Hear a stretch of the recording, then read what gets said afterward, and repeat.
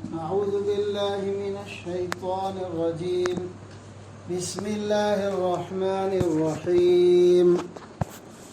يستبشرون بنعمة من الله وفضل وأن الله لا يضيع أجر المؤمنين.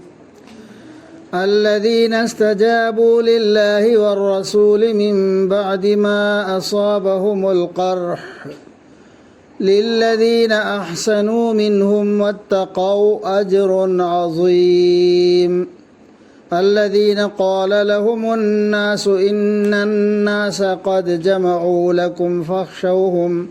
فاخشوهم فزادهم إيمانا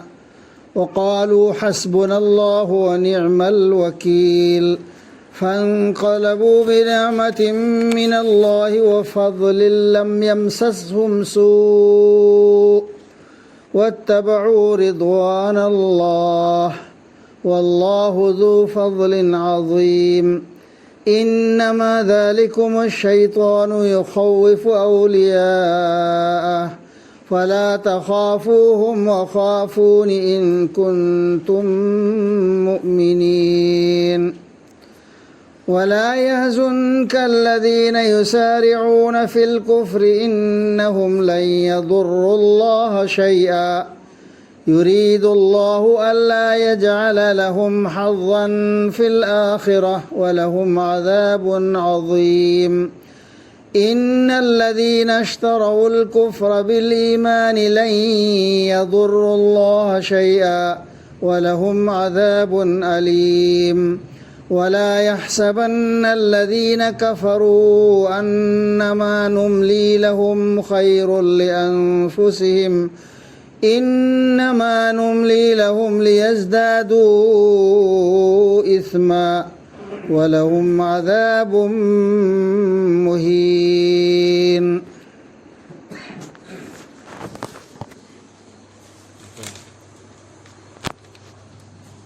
नसी तो उधर से सूरा आले इमरान की आयत number 4 171 दगे أعوذ بالله من الشيطان الرجيم رب اشرح لي صدري ويسر لي أمري واحلل عقدة من لساني يفقهوا قولي. ngarang chatakiba jannatta laigedaba maipakadaba misingdu shahid oikiba kangbudu makoina ada haraubagi matangdu makha hairisisu makoina harau pau phangi Allah na chanbibagi amasung thaujalgi hujigi shahid oibsingdu shahid oirakadoriba amasung oikrabsingdu ngarang pan jannatta sangadu haydu khangbugi harau pauna simba jannatta khangadu ne mayamdo ma khangane hebegi Allah ki tarafte khanghal leba makoida jannatta sangdu su chal hekkan le su jannatta sangdu ne manungdo adu nuwa aduga madudi Allah na manghan bide haibagi hajaba singi mana moina harau pau phangi do gari na haib kanda mohoi mana se Allah na manghan bide haibdo hajaba singi adu du mohoi da khanghan le adugum ba hajaba sing makoi da asok apan nangla phau bada makoi na Allah amasung rasul da pau kum piriba adi Allah amasung rasul na haibdo kudak ta tawri awana asok apan nangaba landa gari da ni na matam adugi mising duni haraurisi makoigi manungdagi afaba tawjabasing amasung Allahu kijabasing adugidi achauba manani hoidasu thak wangiyeba ka thak sukhe na andriyeba yamna hena phaba hamal tawba misu yam yauruneba shahid okisu manungda adu misingdu asau manareba adugumba mising makoida tat tawba mising na haikhibada munafiq phaina haikhibada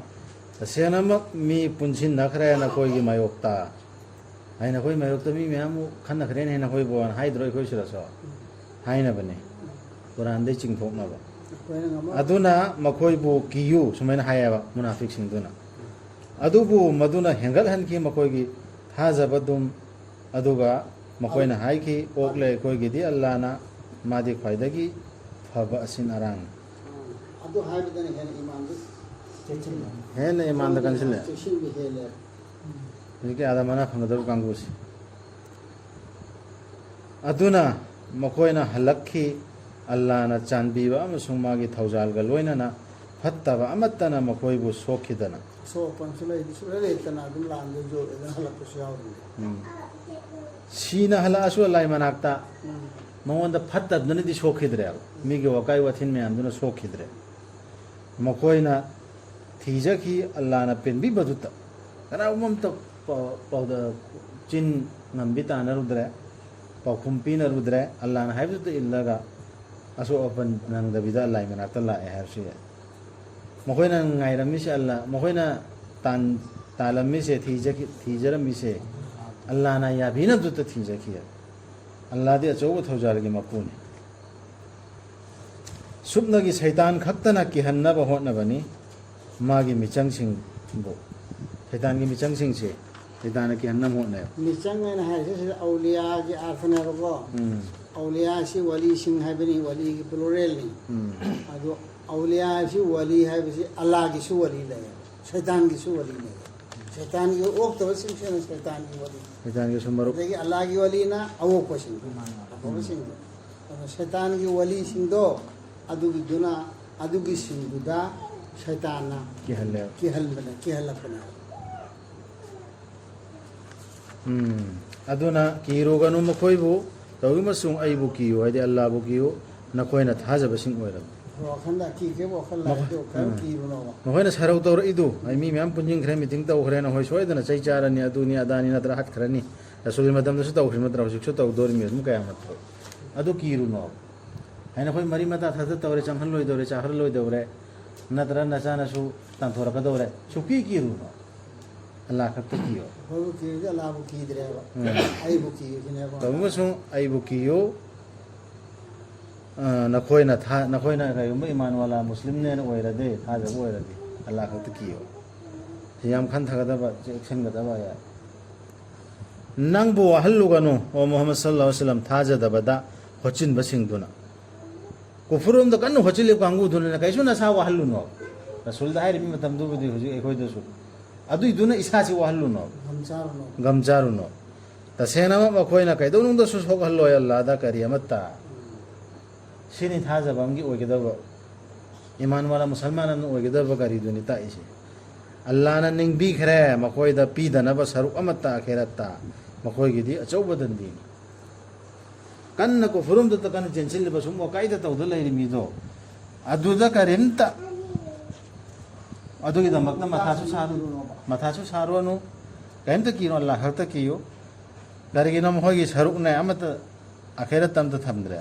मखोगी दि अचौब दंदीने तसेंगना मक थाजदबबु लोसिल्लिबा लेपचिल्लिबा सिंगदु लेपसिल्लिबा सिंगदु थाजबगी महुत्ता कैदौनुंद सु सोखल्लोय अल्लाह मखोना करी मखोगी China लेरबदंदी अल्लाह होलिब plan दो अल्लाह सिलब मोमिन सिंगीदमक्ता plan दो अदुगिदो करीगुम मचे अंत अकायब ओइरोय अखोना चुमन लेप्त लेर अखोदसु सोरोयदम नत्रो अदु सेना खरदे सिक्सी अल्लाह की असेंब स्टेटमेंट नि पूरा क्लियर ओय सिदा चिंगनब लेबियामते कैदौनुंदसु खल्लोयदबनी थाजदब सिंगना अखोना है अल्लाहना मखोगी मतम सांगदोक्पिबदु मखोगी अफबनी हाइना मखोयदा हराव पाव मखोयदे मयाम मयामत पीदना नुंगाइना पुंग थिंदना नुंगाइना लेरिबा मतमसु पुंवा पुंजिसु सांगलें खल्लो नुंगाइ लेहलें खल्लो अदुदने अदुदा वारोइदमने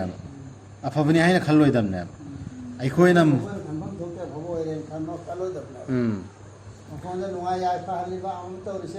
अदुदा कैसु अल्लाहना नुआ हाले बे कोइदा खंगदम नते करिगिनो तो खल्लोइदर मखा हाइ इनमा अखोइना मतम सांगदोक्पिबनी मखोयदा मखोइना हेंगतचनबा मखोयगी मपाप मखोयगी चोपलबदनी अवाना लेहेंद्रिबा अमन तौरिसिदो सजा हेंगतनम खानेबा मखोयदा करि हेंगतनमना दंदी हेंगतनब अल्लाहना थादोक्पिरोय थाजब सिंगबु नखोइना लैरिबा फिबम अदुदा अल्लाहना खाइदोक्त्रि फाव फत्तबबु अफबदगी सि जांगे लौनी हाइबदुगा चप मानै अखोइ मरक्तसु अखोइ मोहल्लादा हाइर इमुंगदा हाइरो कैरो लेकाइदा हाइरो सेंगदोकनेबा कन्फर्म अम ताने दलील लबा दलील लमा प्रूफ अम पुथोखिने सेंगमने सिनी सेंगमने सिनी मान वाला सिनी मान वाला नत्तबन सिनी हाइदो Proof am अदु सेंगो कने सोय proof am utkana afabadagi afabana fatabdo afabadagi utkine natraga allana khanghalloina khoida udabagi wa ada tawdor ba lan tawdor lawdor poto khanghalloya tawim sung madu gidi allana khanbi bani magi rasul singe manung dagi mana khanbi ge ning badu ilme gaib ke wado rasul dadi khangalla idna aduna thajaw allah amsung magi rasul da नखोइना थाजरबा अमसुंग माबु कीजरबदी नखोइगी दम अचौबा मनान ज्ञान ताम गा मिग्रो याछा रेतुआस कनाम खाने पेवा अल्लाह ने कनाम ताके जब सुंदर खंता रेतुआसे नम दुआसे रसूल ताखन बने अदु ताएगा रसूलु कई वहन बनेगा नबी वहन बनेगा माना पानो वहन फतबन सिनी फबन सिनी है दो खंगहलोयना हायरन अहनबदा खंदोक आदि खंदोक कनेना खंदोक तो अखोइना दि खंगदब यायबा अदुबु अल्लाह ना चानबीबा मागे नबी पैगंबर दि खंगन के याय माना खंगन के है वादु वफन मासे अमम बै वाने होय खंगोय अखोइ खंगोय रसूल को खंग दे रसूल हायर हायर अल्लाह ना हरत्रिफो अदुगो रसूल ओहल बसी रसूल खंगल लिसु रसूल माना चानबीबा रसूल मनुंग दगिने रसूल दना खंगन दग कैदोनुंगदसु खल्लोइदबनी लिक्सिनबा सिंगदुना अल्लाह ना मागे थौजालदगी सिथरमते बरा आमिनु बिल्लाहि व रसूलिहि अदुना थाजो ततकु फलकुम अजरुन अज़ीम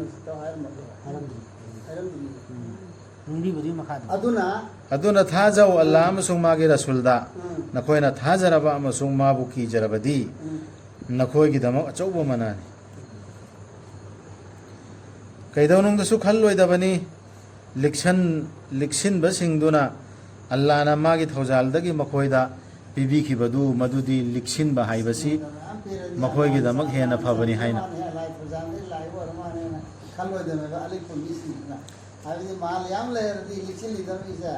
अदु माल लिक्सिन बदो अली पसिन खल्लोइदना अल्लाह चांदीदे मोन की खल्लोइदना अदुता हेन अल्लाह चांदीदे अदु फरानी आइसी हेना खल्लोइदना नते मखोइना पैजिल्लिदु तुंगजिल्लिदु पैजिल्लगा तुंगजिल्लगा कोनगी काननी अदु अदादु खल्लोइदमे फतबर खल्लोइदमे बदु तौमुसुंग मदु हेना फतबनी मखोइदा मंगक सिंगदा यानगनी मखोइना लिक्सिन खिबा पोसिंगदु अमुक हिंगत हनरिगदब नुमित्ता अल्लाह गिनी आसमान सिंग अमसुंग पृथ्वीगी संपत्ति पुनम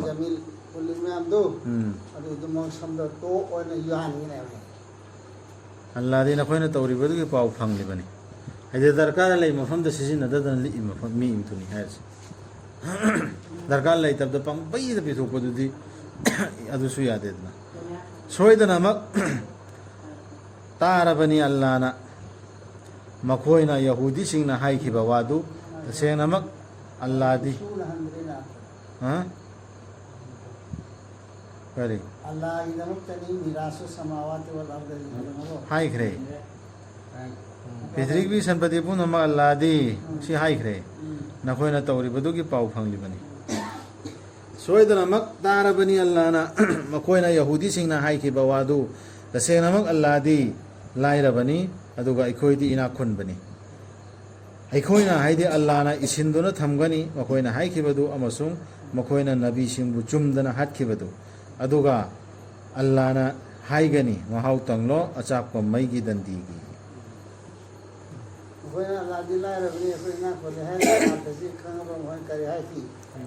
अल्लाह ने पिरकदम नतुरन होइदा मोमिन ने लैरती हुजिसु हाइरि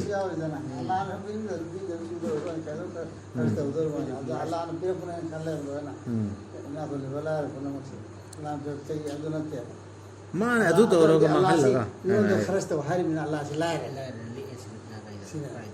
सिने मैम अर्थ चेली मैम खन थगदमी मादे अदु तो बैनी ने मा फमद लैबैनी ने ड्रामा कैदोनी जरा सिलिसे अल्लाह ने पिरकदम मिने मा मोमिन असेंग बोयरा दे कराना मैम पल्ली मिगे मसीना खोइगी नखुत सिंगना थारखिबा अदुगी महिनी अल्लाह ना कैदोनुंगसु लाना तौबीबा नत्ते मागे मनाई सिंगदा हाइदे आदम हाउ तंग हनगदोरिदो ꯂꯝꯕꯤꯒꯤ ꯑꯜꯂꯥꯍꯅ ꯅꯝꯗꯨꯅ ꯖꯨꯜꯨꯝ ꯇꯧꯕ ꯅꯠꯇꯦ ꯑꯗꯨꯝ ꯇꯧꯕ ꯅꯠꯇꯦꯕ ꯃꯈꯣꯏꯗꯨ ꯑꯁꯨꯝꯅ ꯍꯥꯏꯈꯤꯕꯗꯨꯅꯤ ꯇꯁꯦꯡꯅꯃꯛ ꯑꯜꯂꯥꯍꯅ ꯑꯩꯈꯣꯏꯗ ꯀꯔꯥꯔ ꯇꯧꯍꯟꯈ꯭ꯔꯦ ꯀꯅꯥꯒꯨꯝꯕ ꯔꯁꯨꯜ ꯑꯃꯐꯥꯎ ꯊꯥꯖꯗꯅꯕ ꯃꯥꯅ ꯑꯩꯈꯣꯏꯗ ꯄꯨꯔꯛꯇ꯭ꯔꯤꯐꯥꯎ ꯀꯨꯔꯕꯥꯅꯤ ꯑꯃ ꯇꯥꯏꯕꯪ ꯃꯄꯨꯗ ꯀꯠꯊꯣꯛꯄꯒꯤ ꯂꯦꯟꯊꯣꯛꯂꯕ ꯁꯥ ꯍꯥꯏꯗꯤ ꯁꯤ ꯄꯨꯔꯛꯑꯣ ꯗꯂꯤꯜ ꯃꯈꯣꯏꯗ ꯑꯐꯣꯡꯕ ꯗꯂꯤꯜ ꯄꯨꯔꯛꯑꯣ ꯍꯥꯏꯕꯒꯤ ꯑꯁꯃꯥꯟꯗꯒꯤ ꯄꯥꯏꯊꯔꯛꯄ ꯃꯩꯅ ꯆꯥꯛꯊꯦꯛꯄ ꯍꯥꯏꯌꯨ ꯃꯃꯥꯡꯉꯩꯗ ꯇꯧꯈꯤꯕ ꯃꯃꯥꯡꯉꯩꯗ ꯍꯥꯟꯅ ꯊꯣꯛꯈꯤꯕꯗꯨ ꯑꯗꯨꯝ ꯃꯇꯝꯗꯒꯤ ꯍꯧꯅ ꯇꯧꯔꯛꯄꯗꯨ ꯑꯗꯨꯏꯗꯨ ꯅꯨꯋꯥ ꯏꯁꯂꯥꯝ ꯐꯥꯎꯒꯤ ꯃꯅꯨꯡꯗ ꯑꯜꯂꯥꯍꯒꯤ ꯆꯥꯡꯌꯦꯡꯒꯤꯗꯃꯛꯇ ꯑꯣꯏꯅ ꯄꯣꯠ ꯈꯔ ꯀꯠꯂꯦꯗꯅ ꯏꯃꯥꯟ ꯇꯧꯔꯒ ꯁꯥ ꯁꯟ ꯈꯪꯗꯦ ꯀꯔꯤ ꯈꯪꯗꯦ ꯀꯠꯂꯒ ꯃꯗꯨꯒꯤꯗꯨ ꯀꯕꯨꯜ ꯇꯧꯕ ꯑꯣꯏꯔꯗꯤ ꯑꯜꯂꯥꯍꯅ ꯑꯗꯨꯝ ꯃꯩꯅ ꯆꯥꯛꯍꯟꯈ꯭ꯔꯅꯦꯕ ꯀꯕꯨꯜ ꯇꯧꯗ꯭ꯔꯤꯕ ꯑꯣꯏꯔꯗꯤ ꯆꯥꯛꯇꯦꯕ ꯑꯗꯨꯃꯥꯏꯅ ꯃꯣꯖꯤꯖꯥ ꯑꯃ ꯄꯨꯔꯛꯑꯕ ꯑꯗꯨ ꯅꯠꯇ꯭ꯔꯤꯕ ꯊꯥꯖꯔꯣꯏ ꯅꯪ ꯇꯧꯔꯤꯁꯦ ꯃꯨꯍꯝꯃꯗ ꯍꯥꯏꯈꯤꯗꯣ ꯑꯗꯨꯒꯤꯗꯃꯛꯇꯅꯦ ꯍꯥꯏꯌꯨ ꯍꯥꯟꯅꯅ ꯂꯥꯛꯈ꯭ꯔꯕꯅꯤ ꯅꯈꯣꯏꯗ ꯔꯁꯨꯜꯁꯤꯡ ꯑꯩꯒꯤ ꯃꯥꯡꯗ ꯇꯁꯦꯡꯂꯕ ꯈꯨꯗꯝꯁꯤꯡꯒ ꯂꯣꯏꯅꯅ ꯅꯈꯣꯏꯅ ꯍꯥꯏꯔꯤꯕꯗꯨꯃꯛꯁꯨ ꯌꯥꯎꯅ ꯑꯗꯨ ꯑꯣꯏꯔꯕꯗꯤ ꯀꯔꯤꯒꯤ ꯅꯈꯣꯏꯅ ꯍꯥꯠꯈꯤꯕꯒꯦ ꯃꯈꯣꯏꯕꯨ ꯅꯈꯣꯏꯅ ꯑꯣꯏꯔꯕꯗꯤ ꯑꯆꯨꯝꯕ ꯉꯥꯡꯕꯁꯤꯡ ꯁꯤꯒꯤ ꯑꯉꯛꯄ ꯃꯤꯇ꯭ꯔꯪ ꯁꯤꯅꯦꯕ ꯍꯧꯖꯤꯛꯁꯨ ꯊꯤꯅꯔꯤꯁꯤ ꯂꯥꯠꯀꯦꯅ ꯑꯉꯛꯄ ꯍꯦꯛꯇ ꯑꯩꯈꯣꯏꯒꯤ ꯕꯨꯖꯨꯔꯨꯛꯁꯤꯡꯅ ꯏꯁꯤꯡꯗꯒ ꯂꯨꯞꯇꯕꯤꯗ ꯄꯥꯏꯔ ꯆꯠꯈꯤꯕ ꯅꯠꯇ꯭ꯔꯣ ꯑꯗꯨꯗꯩ ꯃꯃꯥꯏꯗ ꯍꯦꯛꯇ ꯅꯨꯔꯁꯤꯅ ꯆꯥꯏꯊꯕ ꯑꯗꯨꯝꯕꯗꯨ ꯊꯣꯛꯑ ꯃꯇꯨꯡꯗ ꯑꯐꯣꯡꯕ ꯗꯂꯤꯜꯗꯨ ꯎꯔꯒ ꯕꯨꯖꯨꯔꯨꯛꯅꯦꯅ ꯂꯥꯠꯅꯕꯤꯅꯦꯕ ꯍꯧꯖꯤꯛꯁꯨ ꯇꯧꯔꯤꯁꯤ ꯑꯗꯨ ꯔꯁꯨꯜꯗꯁꯨ ꯍꯥꯏꯈ꯭ꯔꯤꯁꯤ ꯑꯗꯨꯃꯥꯏꯅ ꯍꯥꯟꯅ ꯃꯈꯣꯏ ꯃꯃꯥꯡꯗ ꯊꯦꯡꯅꯈꯤꯕ ꯑꯉꯛꯄ ꯈꯨꯗꯝꯗꯨ ꯑꯗꯨ ꯎꯠꯂꯣꯕ ꯑꯗꯨꯅ ꯎꯠꯁꯨ ꯎꯠꯈ꯭ꯔꯦ ꯅꯪꯉꯣꯟ ꯍꯥꯏꯕꯁꯨ ꯎꯠꯈ꯭ꯔꯦ ꯑꯗꯒꯤ ꯑꯇꯩ ꯑꯇꯩ ꯃꯌꯥꯝ ꯍꯥꯠꯈ꯭ꯔꯦ ꯑꯗꯨꯒꯤ ꯃꯊꯛꯇ ꯅꯈꯣꯏꯅ ꯔꯁꯨꯜꯗꯨ ꯂꯥꯛꯄ ꯃꯇꯝꯗ ꯔꯁꯨꯜ ꯃꯌꯥꯝꯗꯨ ꯂꯥꯛꯄ ꯃꯇꯝꯗ ꯑꯩꯈꯣꯏꯁꯤꯅ ꯃꯤꯑꯣꯏꯕꯁꯤꯅ ꯀꯔꯤꯒꯤꯅꯣ ꯍꯥꯠꯈ꯭ꯔꯤꯁꯤ ꯕꯅꯤ ꯏꯁꯔꯥꯏꯜ ꯅꯕꯤ ꯃꯌꯥꯝ ꯍꯥꯠꯈꯤꯕ ꯑꯩꯈꯣꯏ ꯑꯗꯨꯒꯗꯤ ꯆꯨꯝꯃꯤ ꯑꯥꯔꯒꯨꯃꯦꯟ ꯍꯥꯏꯕꯁꯤ ꯑꯜꯂꯥꯍꯅ ꯇꯧꯔꯤꯁꯤ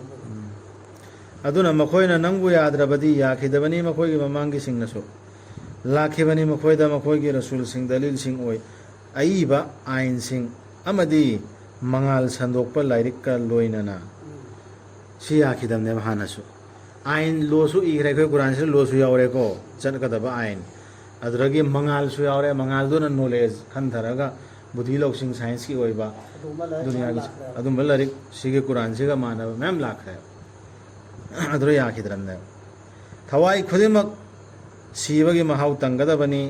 ꯑꯗꯨꯒ ꯅꯈꯣꯏꯗ ꯄꯤꯕꯤꯒꯗꯕꯅꯤ ꯅꯈꯣꯏꯒꯤ ꯇꯧꯖꯃꯜꯗꯤ ꯁꯨꯞꯅꯒꯤ ꯍꯤꯡꯒꯠꯍꯟꯕꯤꯒꯗꯕ ꯅꯨꯃꯤꯠ ꯑꯗꯨ ꯈꯛꯇꯗ ꯆꯞ ꯆꯥꯅ ꯍꯥꯏꯅ ꯍꯥꯏꯕ ꯋꯥꯍꯩ ꯃꯌꯥꯝ ꯑꯃ ꯐꯖꯔꯤꯁꯤ ꯃꯔꯝꯗꯤ ꯇꯨꯋꯥꯞ ꯐꯥꯎꯅ ꯍꯥꯏꯅ ꯍꯥꯏꯔꯤꯁꯤ ꯗꯨꯅꯤꯌꯥꯗꯗꯤ ꯋꯥꯠꯅ ꯅꯠꯇ꯭ꯔꯒ ꯍꯦꯟꯅ ꯄꯤꯔꯒ ꯆꯥꯡ ꯇꯧꯔꯤꯗꯅ ꯇꯧꯗ꯭ꯔꯣ ꯑꯣꯛꯇꯕꯗꯅ ꯍꯦꯟꯅ ꯄꯤꯁꯤꯜꯂꯒ ꯑꯋꯣꯛꯄꯗꯅ ꯋꯥꯠꯅ ꯄꯤꯔꯒ ꯆꯥꯡꯌꯦꯡ ꯇꯧꯔꯤ ꯍꯥꯏꯈ꯭ꯔꯦ ꯑꯗꯣ ꯁꯨꯞꯅꯒꯤ ꯆꯞ ꯆꯥꯅ ꯐꯪꯒꯗꯧꯔꯤꯁꯤꯗꯤ ꯆꯥꯡ ꯆꯞ ꯆꯥꯅ ꯃꯥꯅ ꯇꯧꯈꯤꯕꯗꯨꯒꯤ ꯗꯟꯗꯤꯁꯨ ꯅꯠꯇ꯭ꯔꯒꯅ ꯅꯤꯌꯥꯃꯠꯁꯨ 아다네바 아케라타 ꯃꯄꯨꯡ ꯐꯥꯅ ꯄꯤꯗꯧꯔꯤꯁꯤ ꯑꯗꯨꯅ ꯅꯨꯃꯤꯠ ꯑꯗꯨꯗ ꯃꯩꯗꯒꯤ ꯂꯥꯞꯊꯣꯛꯍꯟꯕꯤꯈ꯭ꯔꯕ ꯑꯗꯨꯒ ꯖꯟꯅꯠꯇ ꯆꯪꯍꯟꯕꯤꯈ꯭ꯔꯕ ꯑꯗꯨ ꯈꯛꯇꯅ ꯐꯪꯖꯔꯕꯅꯤ ꯃꯪꯒꯜ ꯑꯣꯏꯕ ꯍꯥꯏꯕꯗꯨ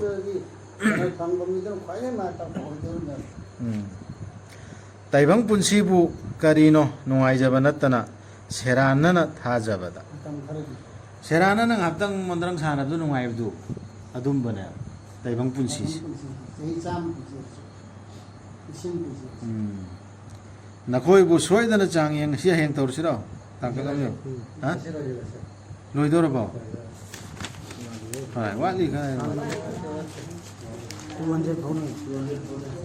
ꯌꯥꯝ ꯋꯥꯠꯂꯤ ꯁꯤ ꯑꯌꯥꯁꯤ ꯑꯃ ꯑꯌꯥꯁꯤ ꯅꯈꯣꯏꯕꯨ ꯁꯣꯏꯗꯅ ꯆꯥꯡꯌꯦꯡꯒꯅꯤ ꯅꯈꯣꯏꯒꯤ ꯅꯆꯥꯛꯅꯔꯜꯁꯤꯡꯗ ꯁꯤ ꯑꯌꯥꯁꯤ ꯇꯥꯎ ꯑꯃꯁꯨꯡ ꯅꯈꯣꯏꯒꯤ ꯅꯆꯥꯁꯤꯡꯗ ꯅꯈꯣꯏꯅ